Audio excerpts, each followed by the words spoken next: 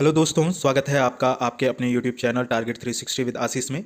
दोस्तों, आज हम अगली वीडियो लेकर आए हैं जिसमें हम क्लास 12th केमिस्ट्री में विद्युत रसायन के महत्वपूर्ण प्रश्नों को हल करेंगे, उनको समझेंगे और लिखेंगे। ये क्वेश्चन दोस्तों आपकी बोर्ड परीक्षा की दृष्टि से अति महत्वपूर्ण है, इसलिए दोस्तों आप इस वीडियो को पूरा देखेंगे। तो आज जो हमारे पास प्रश्न है वो है इलेक्ट्रोड विभव क्या है। क्या निम्नलिखित अभिक्रिया संभव है, कारण बताइए, है ना। तो सबसे पहले हमें क्या करना है, हमें इलेक्ट्रोड विभव लिखना है ना। तो इलेक्ट्रोड विभव क्या होता है कि जैसे कोई हम रासायनिक सेल बनाते हैं तो हमारे पास दो अर्ध सेल होते हैं ना। एक ऑक्सीकरण अर्ध सेल, एक अपचयन अर्ध सेल, है ना। और किसी अर्ध सेल में दो चीजें होती हैं इस तरीके से। एक इलेक्ट्रोड बना रहता है किसी धातु का, और एक उसमें विलयन होता है। अब जिस धातु का इलेक्ट्रोड होता है उसी धातु का विलयन होता है। जैसे हमारे पास अगर मैं इसे जिंक मान लूं तो उसी धातु का हम कोई भी विलयन ले लेते हैं, जैसे Zn SO4। इस Zn SO4 में क्या होता है, हमारे पास Zn2 प्लस आयन उपस्थित होते हैं। ठीक है। अब क्योंकि यहाँ पर Zn पर आवेश कुछ भी नहीं है, शून्य है, और यहाँ पे क्या है, दो। तो इस कारण से इलेक्ट्रोड और इस विलयन के में जो उपस्थित आयन है उनके मध्य एक विभवांतर स्थापित हो जाता है ना। इस विभवांतर को ही इलेक्ट्रोड विभव कहते हैं ना। और ये किन दोनों के बीच में स्थापित होता है, इस Zn धातु इलेक्ट्रोड में और इसके आयनों के बीच में, है ना। तो इसी को हमें लिखना होता है इलेक्ट्रोड विभव में। तो इसको हम कैसे लिखेंगे वो देख लेते हैं।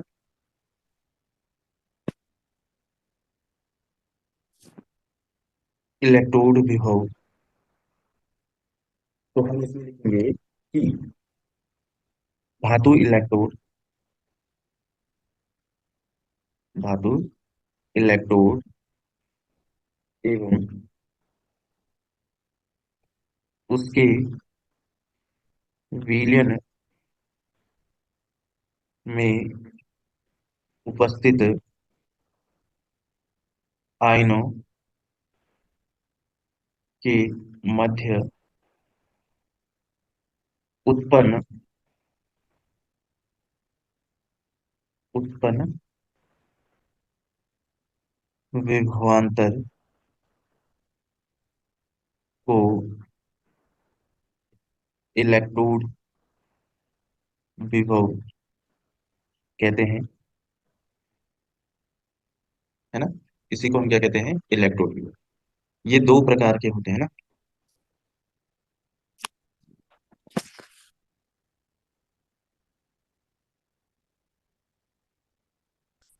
कैसे दो प्रकार के होते हैं, जो ये इलेक्ट्रोड विभव होते हैं ना, इसको हम अर्ध सेल विभव भी कहते हैं। और हमने देखा जो ये अर्ध सेल होता है वो दो प्रकार का होता है।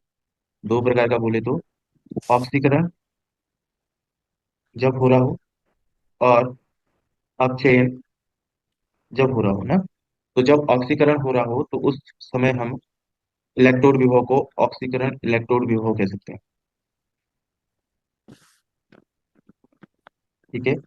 और जब अपचयन हो रहा हो तो उसे हम अपचयन इलेक्ट्रोड विभव कह सकते हैं ना।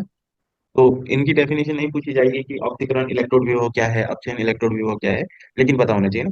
अगर पूछ लिया भी जाए तो हम ये लिख लेंगे कि जब अ, धातु इलेक्ट्रोड और उसके विलयन में उपस्थित आयनों के मध्य ऑक्सीकरण अभिक्रिया हो रही हो तो उस समय उत्पन्न विभवांतर को हम क्या कहेंगे, ऑक्सीकरण इलेक्ट्रोड विभव। और जब अपचयन हो रहा हो तब उत्पन्न विभवांतर को हम क्या कहेंगे, अपचयन इलेक्ट्रोड विभव, है ना। तो ये डेफिनेशन हो जाएगी हमारे पास इसकी इलेक्ट्रोड विभव की। इसके बाद जो इसका आगे प्रश्न है कि क्या निम्नलिखित अभिक्रिया संभव है, कारण बताइए।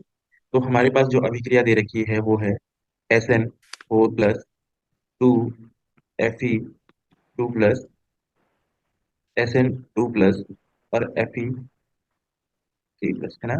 अब हमें सबसे पहले ये देखना है कि यहाँ हो क्या रहा है ना। ये यहाँ पर एक रेडॉक्स अभिक्रिया है ना। ये जो अभिक्रिया दे रखी है रेडॉक्स अभिक्रिया है ना।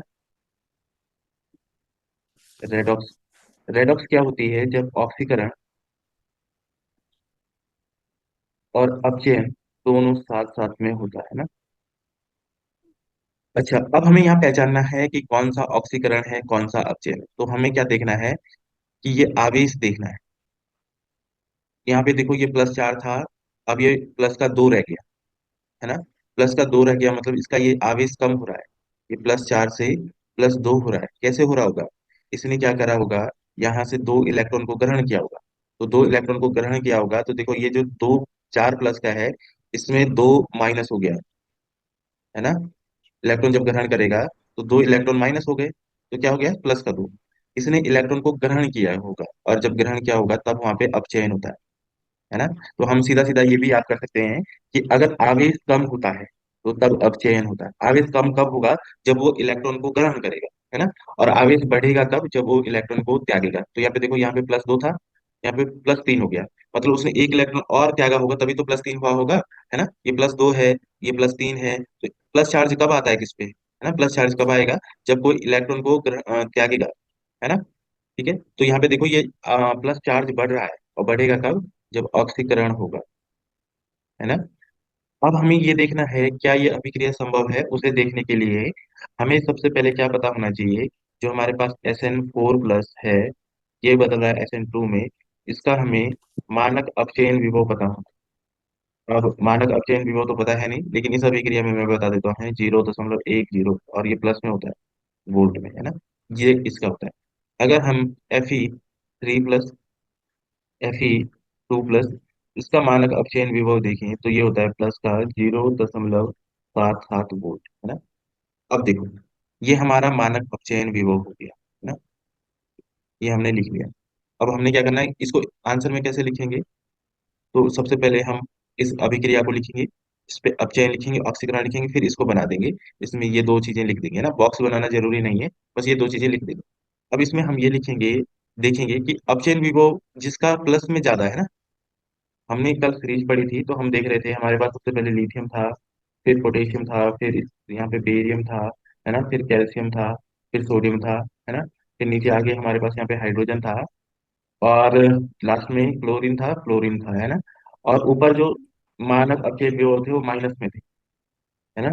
यहाँ पे ये 0 हो जाता है, और यहाँ पे ये प्लस हो जाता है ना। अब यहाँ पे देखो, जिनका मानक अपचयन विभव माइनस में, वो आसानी से इलेक्ट्रॉन त्याग सकते हैं, ये बात ध्यान रखें।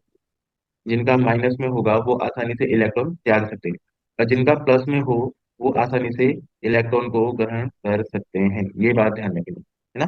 अब देखो, प्लस में ज्यादा किसका है? आयरन वाले का। तो इसका मतलब ये आसानी से इलेक्ट्रॉन ग्रहण कर सकता है ना। इलेक्ट्रॉन ग्रहण कर सकता है, तो इसका क्या होना चाहिए था? अपचयन। ये इलेक्ट्रॉन, इसका देखो, इसका प्लस में कम है, तो इसका मतलब ये इलेक्ट्रॉन को त्याग सकता है। त्याग सकता है, इसका मतलब इसका होना चाहिए था ऑक्सीकरण, है ना। लेकिन यहाँ पे देखो, SN वाले का क्या कर रखा है? अपचयन। और Fe वाले का क्या कर रखा है? ऑक्सीकरण, है ना। इसका मतलब ये अभिक्रिया क्या है? संभव नहीं है। तो ये चीजें लिख देनी है। लास्ट में हमें दो लाइनों में क्या लिखना है? यह अभिक्रिया संभव नहीं है,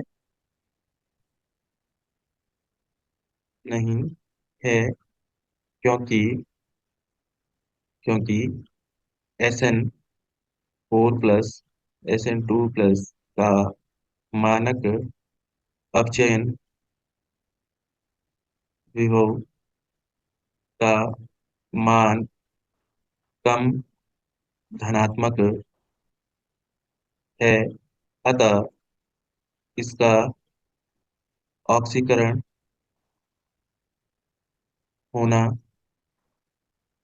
चाहिए था, है ना। यहीं पे कहीं पे था लिख देंगे, ठीक है। तो ये लाइन कहाँ लिखनी है? इसके बाद लिखनी है भाई, यहाँ पे, है ना। क्या लिखना है कि यह अभिक्रिया संभव नहीं है, क्योंकि SN4+/SN2 का मानक अपचयन विभव का मान कम धनात्मक है, अतः इसका ऑक्सीकरण होना चाहिए। ठीक है, इतना समझ में आया। हाँ, अगला क्वेश्चन क्या है हमारे पास? मानक अपचयन विभव क्या है ना। तो बस यही है हमारा जो अपचयन विभव, या मानक इलेक्ट्रोड विभव भी कह सकते हैं भाई इसको ना। इसको हम ये भी पूछा जा सकता है आपसे, एक मिनट, कि मानक अपचयन विभव क्या है, या मानक इलेक्ट्रोड विभव पूछेगा आपसे। मानक इलेक्ट्रोड विभव क्या है ना। तो हम क्या लिखेंगे कि किसी इलेक्ट्रोड विभव को मानक इलेक्ट्रोड विभव कहते हैं यदि, ठीक है। तो जब मानक इलेक्ट्रोड विभव कब होगा, कोई भी जो इलेक्ट्रोड विभव है वो मानक कब होगा, तो उसके लिए तीन कंडीशन है भाई, है ना। पहला, जो ताप है हमारे पास वो 25 डिग्री सेल्सियस होना चाहिए, ठीक है। और दाब जो हमारे पास है वो एक एटीएम होना चाहिए। एक एटीएम मतलब एक वायुमंडलीय, हाँ, एक वायुमंडलीय, ठीक है। और दूसरा, विलियन का सांद्रण, जो हमारे पास विलियन है ना, विलियन का सांद्रण 1 मोल प्रति लीटर, ना। विलियन का सांद्रण कितना होना चाहिए, 1 मोल प्रति लीटर, कितना होना चाहिए। तब जो इलेक्ट्रोड विभव है उसे मानक इलेक्ट्रोड विभव हम कहेंगे, ठीक है। हम यहाँ पे लिखेंगे, इसे ई नॉट से निरूपित किया जाता है, ठीक है? और ये भी दो प्रकार के होंगे, जैसे इलेक्ट्रोड विभव दो प्रकार के होते हैं, तो ये भी क्या होंगे, दो प्रकार के होते हैं, ठीक है। पहला जो हमारे पास है वो है मानक ऑक्सीकरण विभव, मानक ऑक्सीकरण विभव। ऑक्सीकरण क्या हो जाएगा हमारे पास, देखो, ई नॉट तो हमें लिखना, ऑक्सीकरण क्या होता है, पहले हमारे पास धातु होती है और वो धातु बदल जाती है किसी में, जब वो इलेक्ट्रॉन को दान करती है ना। तो इलेक्ट्रॉन कितना दान करती है ये पता नहीं होता, इसलिए हम एन लिखते हैं ना। तो यहाँ पे हम इसको कैसे निरूपित करते हैं, M oblique M N plus, है ना। इसका मतलब क्या है, इसने इलेक्ट्रॉन दान कर दी है, ठीक है। तो ये हमारा क्या, मानक ऑक्सीकरण विभव, ठीक है। और इसको अगर हमें मानक अपचयन विभव, दूसरा हमारा पास क्या है, मानक अपचयन विभव। और इसको कैसे लिखते हैं, ये इसका बिल्कुल उल्टा होता है ना, ई नॉट लिखेंगे, ये पहले आ जाएगा और ये बाद में। अब ये क्या करेगा, इलेक्ट्रॉन को ग्रहण करेगा और पहले के जैसे बन जाएगा, इसने त्यागे थे, है ना। माना इसने एन इलेक्ट्रॉन त्यागे तो एन चार्ज आ गया इस पे। अब ये क्या करेगा, उन्हीं एन इलेक्ट्रॉन को ग्रहण कर लेगा और वापस वैसे ही बन जाएगा जैसे पहले था।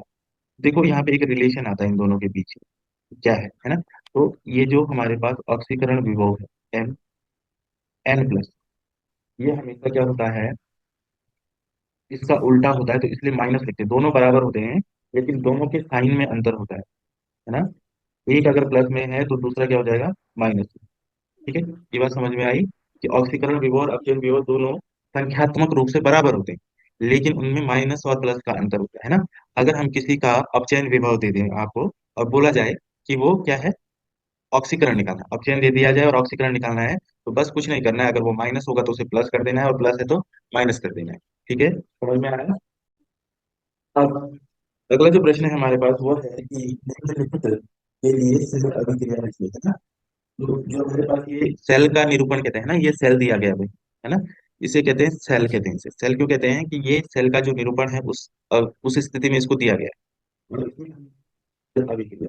तो सेल अभिक्रिया लिखने के लिए हमें इसमें क्या लिखना पड़ेगा, एक एनोड पर अभिक्रिया, फिर एक कैथोड पर अभिक्रिया, फिर एक पूर्ण सेल अभिक्रिया, इस तरीके से हमें लिखना होगा, है ना।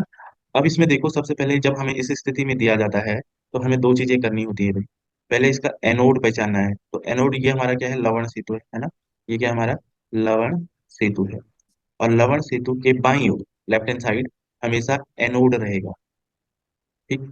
और राइट हैंड साइड यानी दाईं ओर हमेशा क्या रहेगा, कैथोड रहेगा, ठीक है।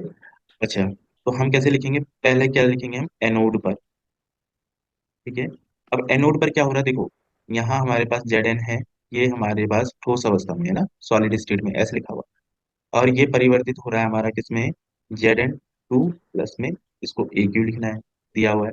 अच्छा, इसमें प्लस चार्ज कब आएगा, जब ये क्या करेगा, अपने दो इलेक्ट्रॉन त्यागेगा, है ना। दो चार्ज है ना प्लस का, इसका मतलब इसने दो इलेक्ट्रॉन त्यागे होंगे, तो ये हमारे पास क्या हो जाएगी, ऑक्सीकरण, है ना। एनोड पर हमेशा ऑक्सीकरण होता है और जब इलेक्ट्रॉन कोई त्यागते हैं तब भी ऑक्सीकरण, है ना, तो पहचानना बिल्कुल आसान है ना।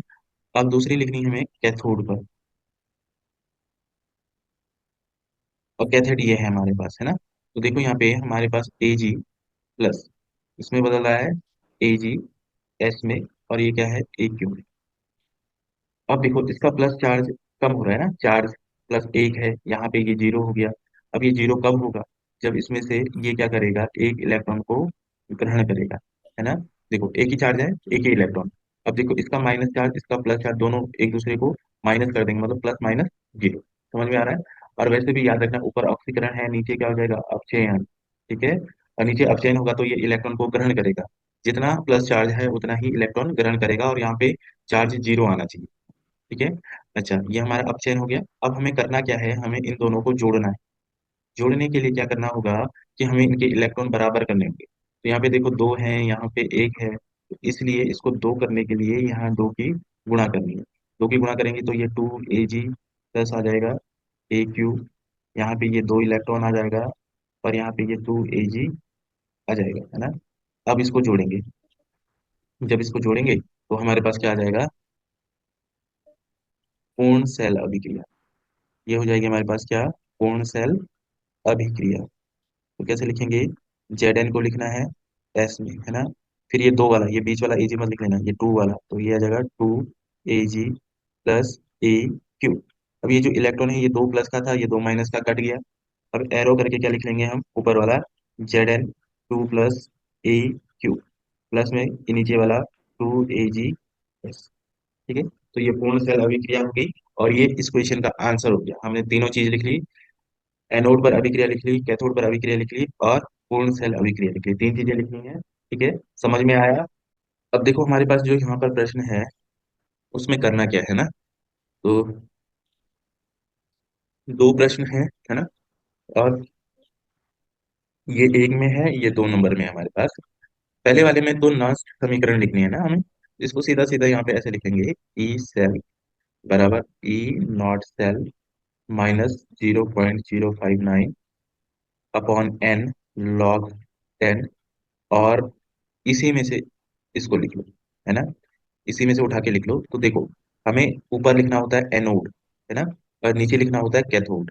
एनोड का ये लिख लो Zn 2 प्लस। ये वाला नहीं लिखेंगे क्योंकि इसकी वैल्यू वन होती है ना। और इसकी वैल्यू भी वन होती तो इसको भी नहीं लिखेंगे, इसमें से सिर्फ ये आएगा, तो क्या आ जाएगा, Ag प्लस। लेकिन यहाँ पे ध्यान रखना, यहाँ पे गलत हो सकता है, अगर तुम इसे लिख लोगे तो गलत हो जाएगा। क्योंकि यहाँ पे देखो, यहाँ पे दो इलेक्ट्रॉन है, और यहाँ पे चार्ज एक है, तो एक ही इलेक्ट्रॉन है ना। ठीक है, एक इलेक्ट्रॉन होने के कारण इसे दो बनाना पड़ेगा, तो दो से गुणा करते हैं, है ना, अभी पीछे देखा। और दो से गुणा करते हैं तो इसलिए यहाँ पे ये दो का स्क्वायर आना चाहिए, तब जाके ये नष्ट समीकरण हो जाएगी ना। तो क्योंकि यहाँ पे हमें ये नहीं बोला है कि हमें किसके लिए लिखनी है, तो तुम सीधा कौन सी वाली लिखना, Zn 2 प्लस और कॉपर 2 प्लस वाली, है ना। ये सबसे आसान है और इसमें गलत होने के चांसेस कम है, तो इसलिए Ag+2 को ना लिखकर हम यहाँ पे ये लिख सकते हैं Cu 2 प्लस। खत्म कहानी, एक नंबर कंफर्म, है ना। इसके बाद हमारे पास इसको क्या करना है, इसको स्क्रीनशॉट कर लेना है फटाफट से, है ना। हो गया। अब देखो हमें इसके लिए ई नॉट सेल निकालना है ना। तो देखो ई नॉट सेल हम फटाफट यहाँ पे इक्वेशन लिख लेते हैं, हमें E not cell minus 0.059 upon n log 10।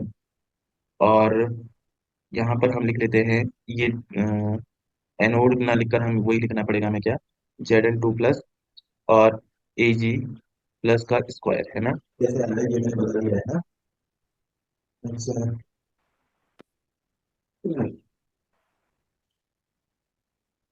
अब इसमें हमें क्या करना है,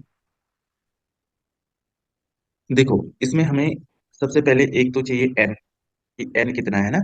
एन जितने इलेक्ट्रॉन ट्रांसफर होते हैं, तो देखो यहाँ पे दो सबसे ज्यादा हो रहे हैं ना, यहाँ पे दो इलेक्ट्रॉन हो रहे हैं, यहाँ पे एक ही इलेक्ट्रॉन हो रहा है, लेकिन इसको हम गुणा कर लेंगे दो से। ठीक है, अब हम क्या करेंगे, यहाँ पे जो हमारे ट्रांसफर इलेक्ट्रॉन की संख्या है वो दो है।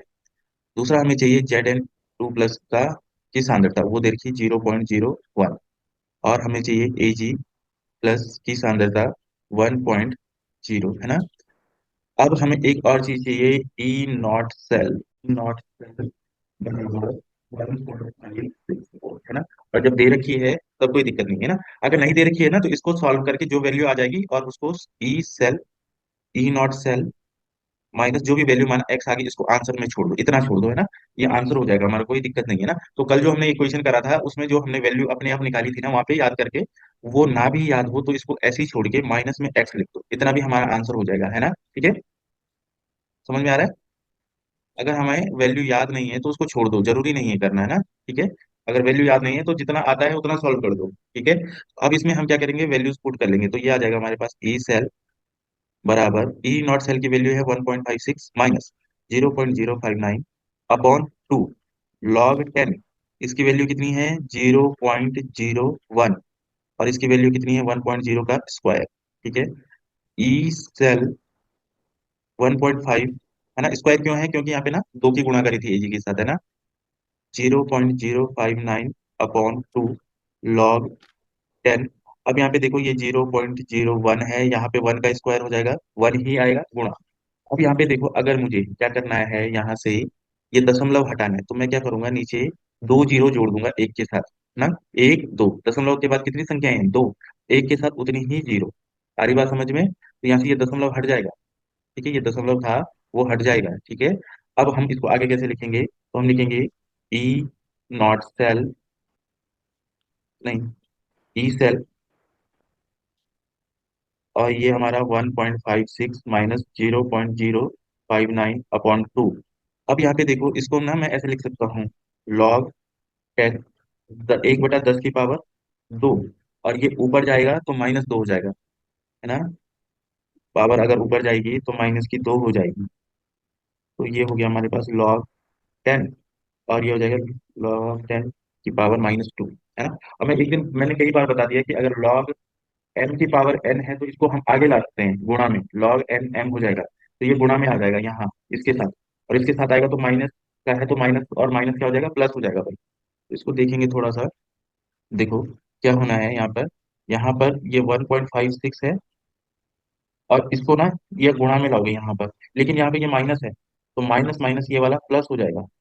ये ध्यान रखना है। 0.059 अपॉन 2, और ये हो जाएगा गुणा 2, और लॉग 10 बचेगा यहाँ पे। और लॉग 10 का मान 1 होता है, तो बस ये तो हमारे पास क्या हो जाएगा। तो क्या करना है यहाँ पे, ये लॉग 10 का मान 1 लिख लेंगे, और ये दो से हमारा ये दो कट जाना है भाई। यहाँ पे ये दो दिख रहा है, बटे में दो है, ये ऊपर दो है, कट गया। तो हमारे पास देखो ई सेल बराबर क्या आ जाएगा यहाँ पे, 1.56 प्लस का 0.059। ठीक है। अब इन दोनों को जोड़ देना है, लॉग 10 का वैल्यू 1 होता है, तो लॉग 10 बराबर हम 1 कर देंगे वहां पर। तो वहां पे वो 1 आना है, और 1 से मल्टीप्लाई करके तो यही आ जाएगा 0.059, इसके साथ होगी ना एक की गुणा इसके साथ। ठीक है। अब इन दोनों को जोड़ देना है, तो फाइनल जो हमारे पास आंसर आ जाएगा, है ना, जो फाइनल आंसर आएगा वो निकाल देना है भाई। तो वो आ जाएगा, इसको जोड़ दो जरा कहीं पे, यहाँ पे जोड़ दो, जैसे 1.56 दशमलव लगा दो, क्या है, दशमलव 0.059। तो ये 9 तो 9 ऐसे ही आ जाएगा, 5 और 6 11, है ना, एक हासिल, 5 और 1 6, दशमलव 1। तो आंसर आ जाएगा 1.619 वोल्ट। ठीक है। ई से समझ में आया, है ना, आ गया ना समझ में। बहुत ही आसान, ये सबसे आसान प्रश्न है भाई। इसमें हमें ई नॉट सेल की वैल्यू भी दी थी हमने, यहाँ पे वैल्यू रखी है ना, वैल्यू रखी, स्क्वायर क्यों करा?